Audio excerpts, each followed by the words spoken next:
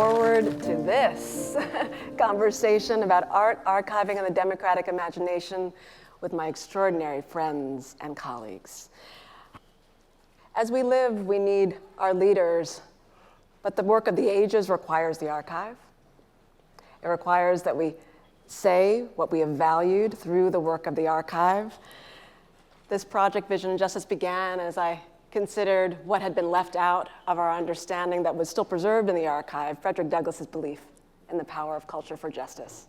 And I cannot think of three more impactful, capacious, extraordinary colleagues to talk about this with than Dr. Carla Hayden, and Darren Walker, and Theaster Gates. I want to begin with you, Dr. Hayden. It's so good to see you again. Thank you. It's good to be seen again.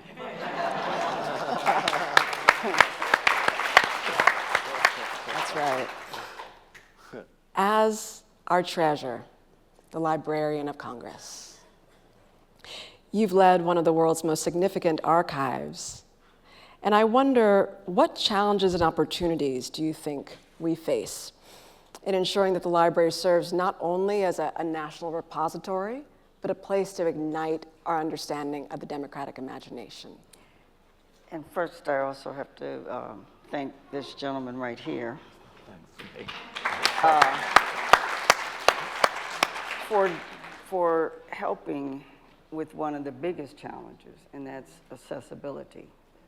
For instance, the Library of Congress, the largest library in the world, but who knew that it had the entire ongoing archive of the NAACP, the Legal Defense Fund, the Student Nonviolent Coordinating Committee. People are like, what? Yes. Charlie Mingus, Billy Strayhorn, Max Roach. Come on. I could go on and on. But if they're not accessible, they're not discoverable. That's right. And that's the challenge. And when you are in a position to be able to say, no, we're going to digitize with the help of the Ford Foundation, we're going to put that archive first in terms of making it accessible. The most used archive in the Library of Congress, the NAACP. And that's because people had to physically visit. And it was so important for justice. And so that's the biggest challenge, making sure. And also that you have sensitive people, but we're going to get into that later, I think. Sensitive, people who are sensitive to the value of what's in those archives. And I'm going to spill a little tea a little later about why that's so important. Can I spill it now? Librarians don't, you know, I'm overwhelmed to be part of this with all the artists. I'm the child, you saw the Platts, and they are called Platts, those two child of two classically trained musicians. So I grew up under the piano and my dad playing the violin and that. At 12, we all knew I had no talent. So it's okay. But while they looked at manuscripts and notes and did music, I saw the same with text. So that's what was so important. But when a filmmaker came to the Library of Congress to do filming and having things brought out for her documentary, word got up to me in my office that there was some professional resistance to bringing out the materials. And I said, well, what? And they said, well, this one librarian was saying, we don't do that for a commercial enterprise or something like that. I said, but we do it for another documentary filmmaker who has credited his whole career. And you spent hours with him. Say his name. Say his name. No! We know his name. This is a safe place, but let's not go crazy. Yeah.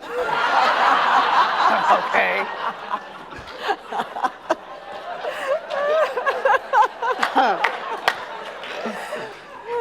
I'm still under watch. But that's the kind of thing. So you not only have to have the materials, preserve them, collect them, make them safe, but you also have people in places that can help them be discovered. The work of our leader in Darren Walker, president of the Ford Foundation, the 21st century American icon for a million reasons that we will get into, allows us, so many of us in this room, to have our work seen, supported, and understood before others might. We salute you. Thank you.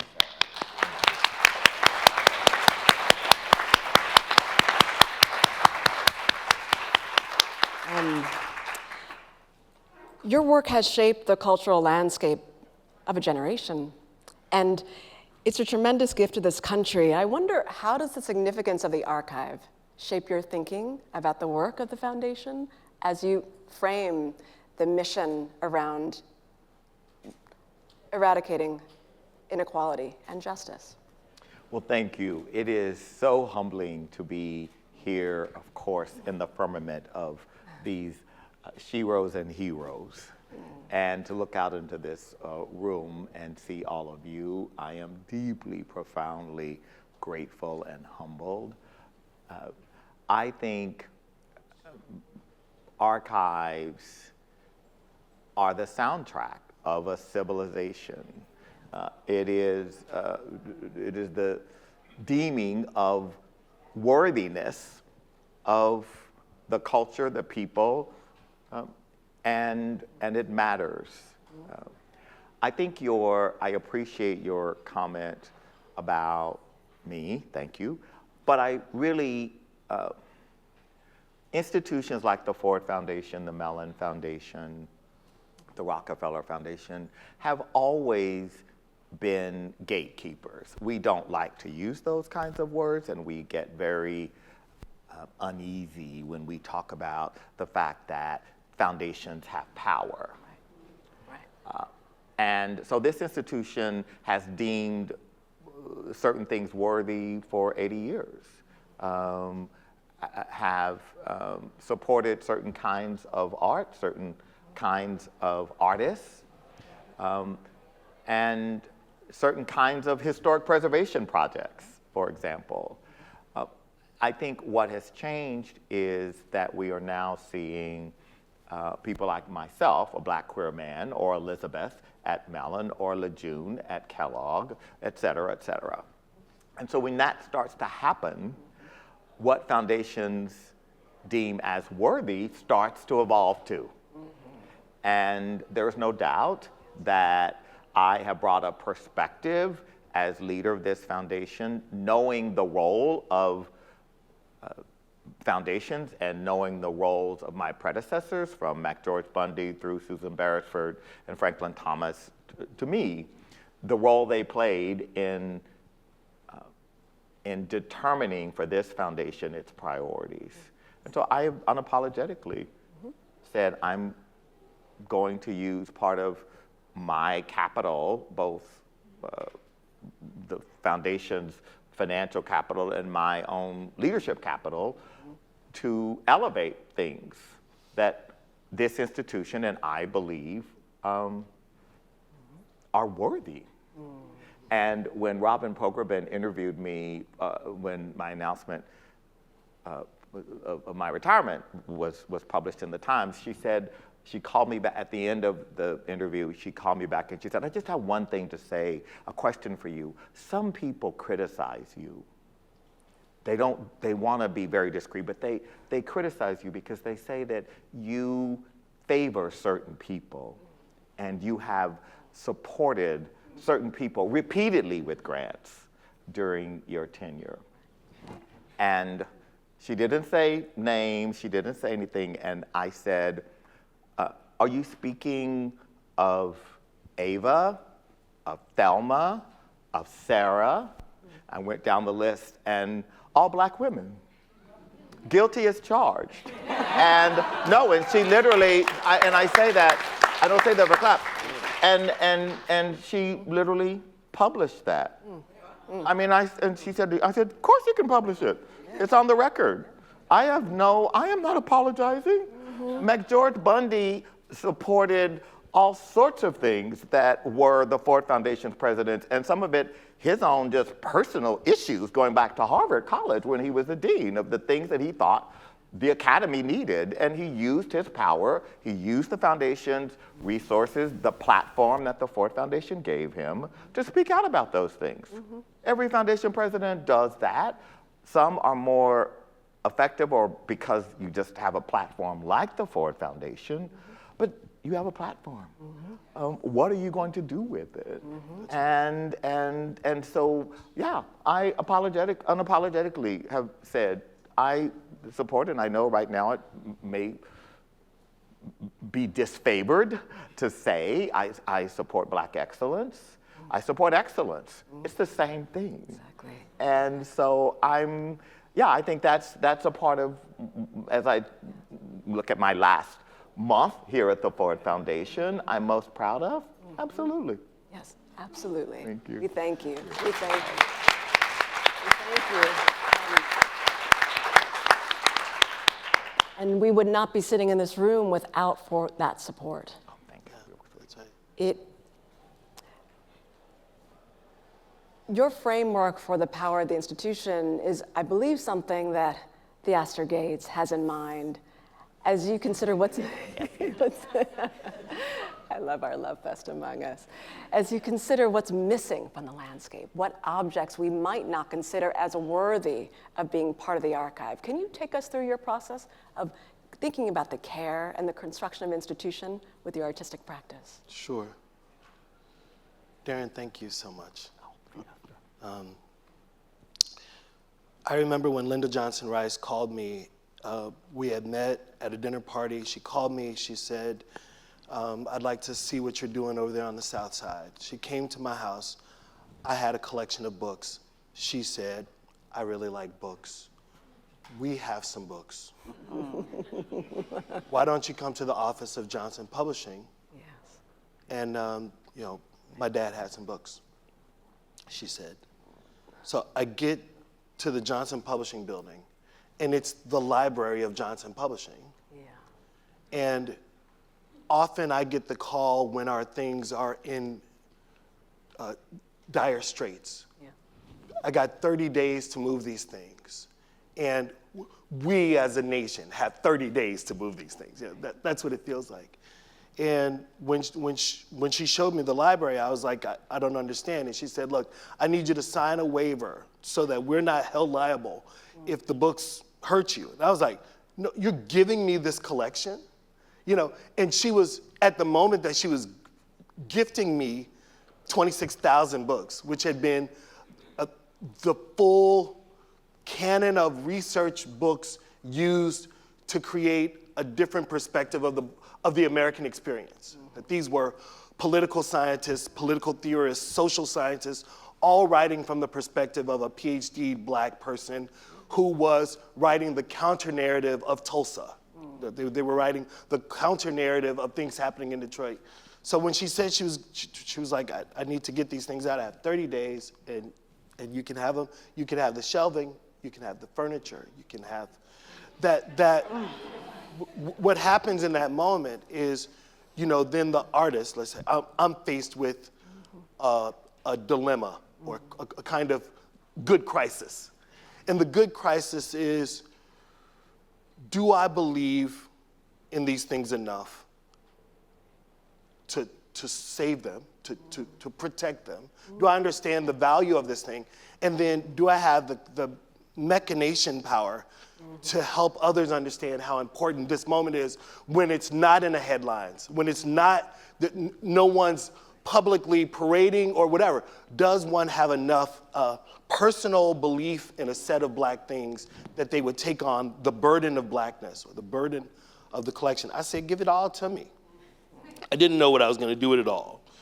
But I had this bank building that I had just purchased, and the bank needed a heart.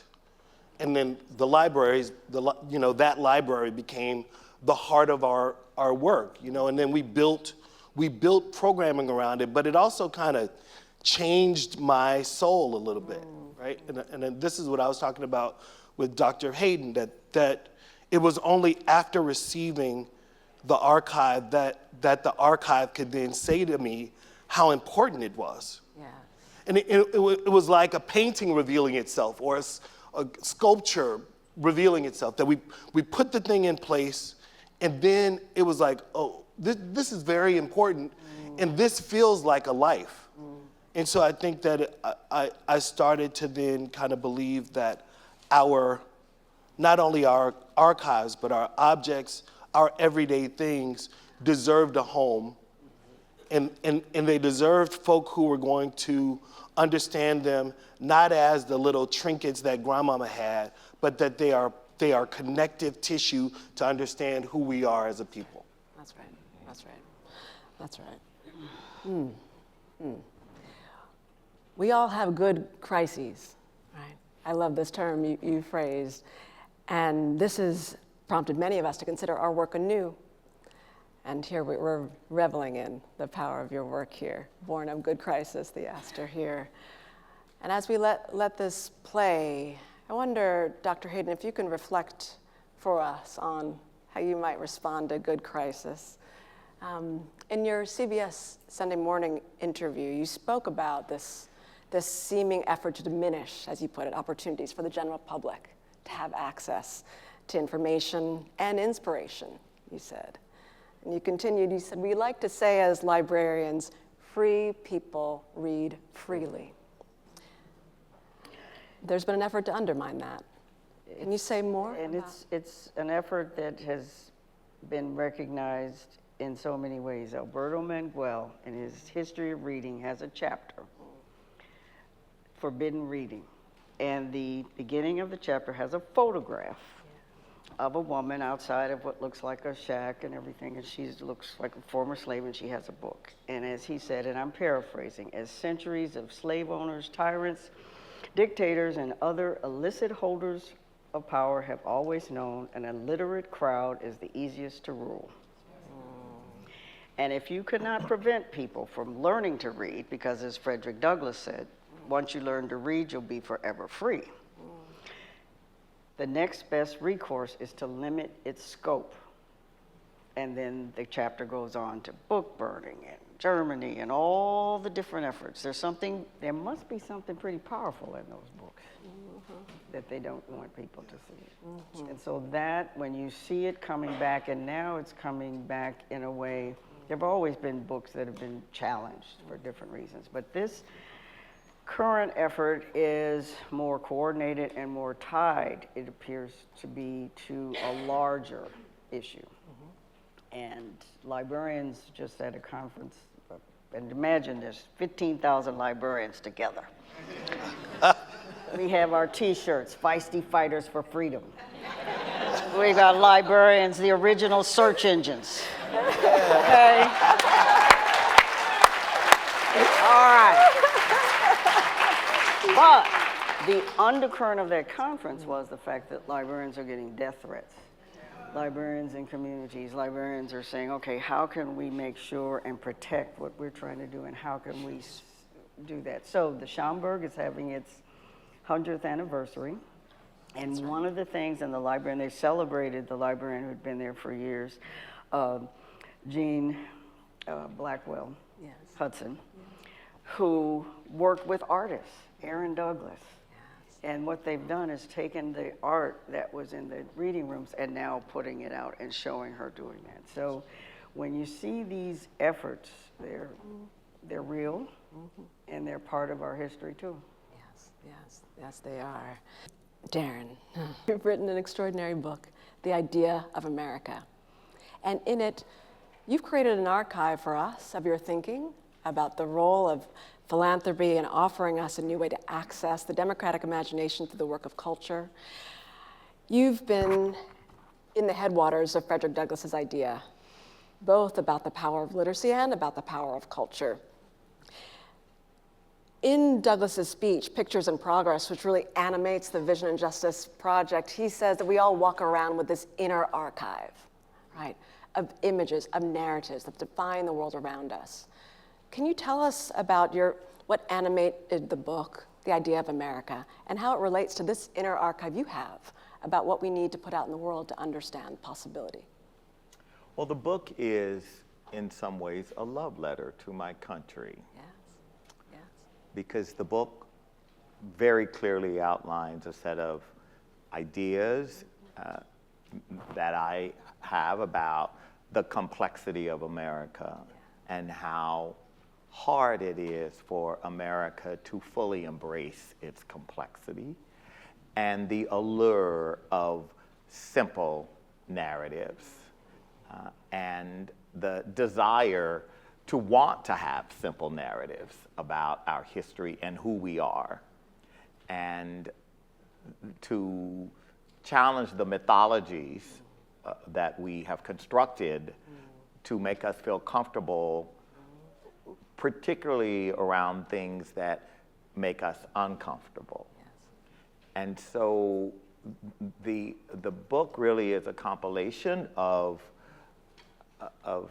past essays and commencement speeches and a lot of things that I have written that, upon reflection, they may have been written 12 years ago, but were very, very salient today on things like, what is a cultural treasure? Yes. What is an American cultural treasure?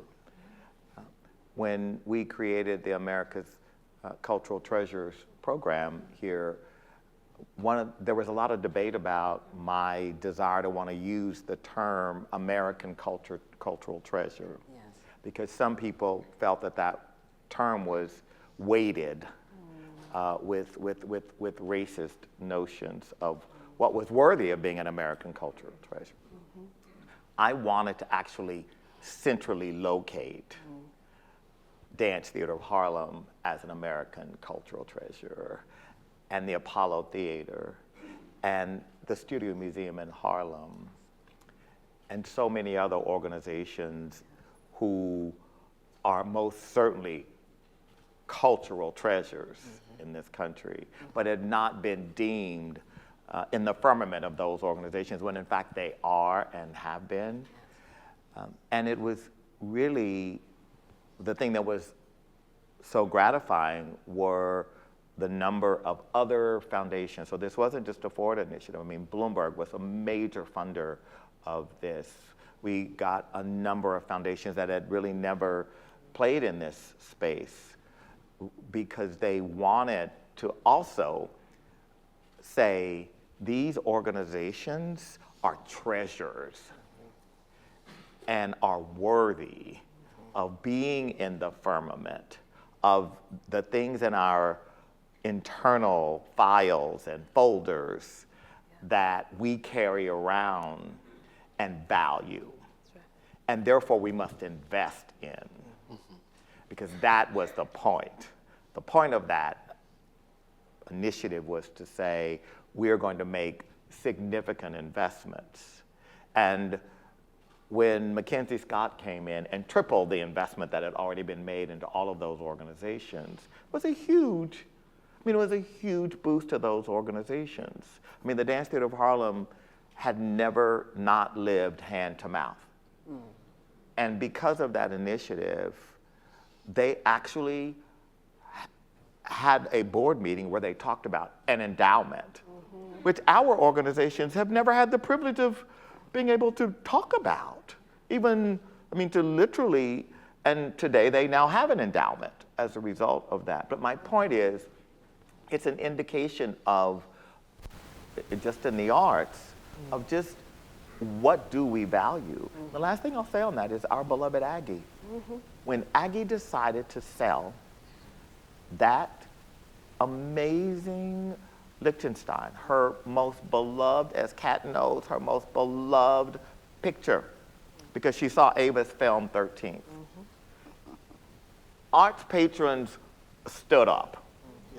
Because that rich white lady said, this stuff that she made is so compelling that I'm gonna go home and sell my favorite painting.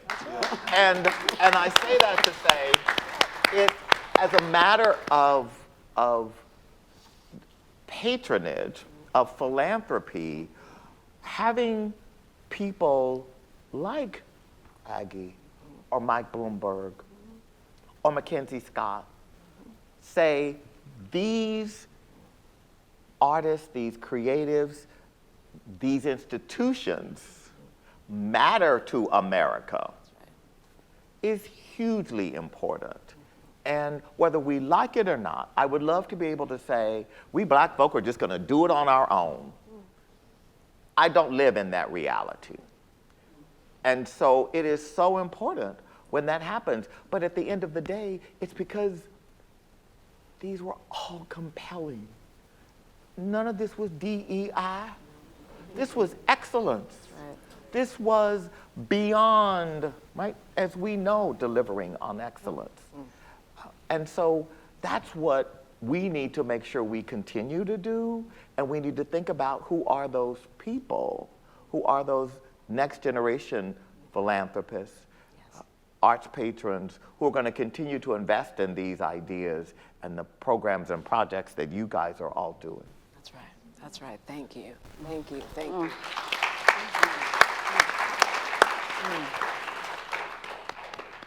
And we're here to take up that charge, you know. We're here to carry that torch. I remember, we'll never forget the day that I don't have lunch meetings a lot because you know, the work I do, but with Agnes Gund, I met for lunch because we would work. And that day we had lunch, she told me about her decision to sell the painting. And she conveyed her agony about it. You know, she loved this work. It's not easy. And I needed to receive that. There's sacrifice that's required. In that day, she read this archive I'd created for my Vision and Justice course at Harvard. It's actually the course with the highest demand at the university, even as of last year, looking at this intersection of art for justice. And I asked them to look at a Supreme Court decision through the work of an image and to describe what had been left out of that decision, what ongoing work needed to happen. And she read through, as you know she would at lunch, she read through every single one to understand the work that could come. She understood so powerfully the role that artists play in this landscape. And I wonder, Theaster, if you can speak to how you see the form and the function of the artist in reinvigorating our imagination about the power of the archive. What can you do differently, say, than the librarian, right? Than the philanthropist? How do you see that? Well, I think you've just said it, Sarah, that there's a relationship between knowledge retention, historical retention, knowledge capture, and then the amplification of those knowledges, the output of that knowledge. And I think that sometimes the role of the archivist and the librarian is to hold knowledge, to kind of protect the ensemble of information, right? Keep it tidy for the future. That there are moments when the best practices for keeping it tidy run up against the usefulness of the knowledge. And so you have a tension between the preservationist and the actionist. You know, and I think that sometimes, let's say that when an archive lands in my pocket, in my territory, I'm often excited to activate it immediately and to offer it up to friends and to figure out ways that we could get that thing active in the world, where a preservationist's vocational responsibility might be to bring it home, clean it up, put it away, fold it down, Manila-ize it, put it in some Gaylords and then put it away. And that it becomes inventoried information. And so I think the most beautiful thing is kind of what Ava's done, is to say that there's an output that could have tremendous value in the world. But it means that we have to unpack it. And unpacking it is its own separate energy and effort and duty, right? For the vocational archivist or the vocational librarian. It's another duty. And I think that what we haven't done is we haven't parsed apart that there are different personalities within the fields of library science and archival strategies, and some are more conservative toward the protection of the thing at all costs, and others are more about the education and output and amplification of the thing. And I think that those are important discussions for the field. And then the next thing is, and you see this in the foundation world, that it may be that the archivist has to imagine that they're not alone working, but they're part of a series of portfolios, and that there are some people in the same national ambition that's like their job is to use the thing you're protecting. Thank you. And that if we felt more like we were allies and partners in this work, and that one part is about the preservation and protection, the other part is about the output and the amplification, then you, right? And I also think that there are times where I'm trying to make information interesting. Black folk have always been preoccupied with where we're from, what we did, and maybe the word archive has been used more in the last decade. In art, we used to use the word memory more. You say, oh, I'm interested in memory in the body. You would hear that a lot. Yeah. Memory, memory, memory. Now folk use the word archive, and I think that there has been real strategy. There's been real intuitive strategy by the artist that if you use the word archive, it actually might get you more access to a set of resources that would not be available to you because the word archive hits a certain point, a checkpoint. Right? So then you're talking about the ways in which translation is important for gaining resource to take care of the things that Black folk have been trying to gussy up all along. So, let's say on the art side, there might be times where if I'm not working with the vocationalist, then I'm only interested in output, and that could also be the death of the original thing. That's not good either. So there are also moments where the artist needs to be connected to preservationists and librarians and archivists in order to do that thing. So I'm glad that I was able to get my box truck and go get the library from Linda. I'm glad that we were able to do that, and that required a box truck.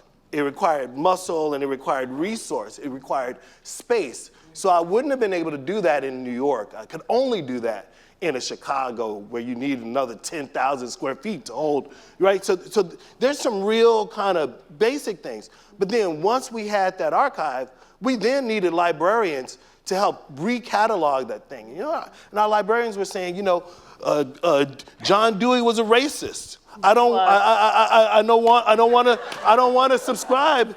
I don't want to subscribe to the Dewey system. We need a radical rethinking of the catalog. Yeah. Theaster, you're going to be in the first class I teach again. The librarianship. Free to information. But I say I say that because once we had a team of professional librarians, they then had to say, it's great that you have the thing, but this thing needs work. That's right. And if we're gonna be able to always retrieve things, and we want to be able to know where this information is, and you really want the world to be able to access this beyond you and your cute little creative devices, Mr. Theaster, and then I was checked by my librarian. And I think that those moments are super important where we recognize our role in what knowledge can do and what history affords. And I think 13th was one of those moments where it's like, oh, I never wanted to read the Constitution again. And it's like, oh, I'm actually interested, and I think that's what, that art at least could make the knowledge elevated. It could put it as a seed in our soul to be discovered again. And Sarah Farmer. You can see me on on my... with Dr. No, you I can see that they're telling us we're out, but you have to speak, Dr. Hayden. You should know that there was a librarian who recognized the racism, the omission in the cataloging systems from Mr. Dewey, who got thrown out of American Library Association. We just talk about that. Anglo-American cataloging rules that we learned in library school, and the Library of Congress system. Dorothy Wesley Porter at the Moreland Spring Arm at Howard University became, as she called it, a rogue librarian. She knew that the subject headings and things that were there were not adequate, and she developed her own cataloging system that other HBCUs started using and things like that. So we're going to keep going on that. We're going to keep going on that. Do you know, when I came to Harvard, the fellowship they gave me was the Dorothy Wesley Porter Fellowship. That's right. My goodness. Thank you for the interplay of this exchange that is showing us the way forward as we think about the power of foundations, the archive, and the artist. I know I've been nourished by this. And I want to thank you three brilliant minds, colleagues, friends for your